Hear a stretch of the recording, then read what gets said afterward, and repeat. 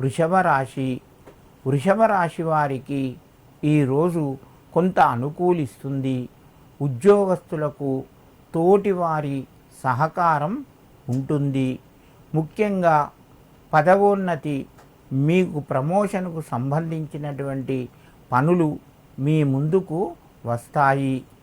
ఈరోజు మిత్రుల యొక్క సహకారం ఉంటుంది. ఆర్థికంగా కొంత కలిసి వస్తుంది. ధనానికి సంబంధించినటువంటి ఆదాయ మార్గాలు పెరుగుతాయి. ధన లాభం ఉంటుంది. ఉద్యోగస్తులకు మరియు ఉద్యోగ ప్రయత్నం చేస్తున్న వారికి ఈరోజు అనుకూలంగా కలిసి వస్తుంది.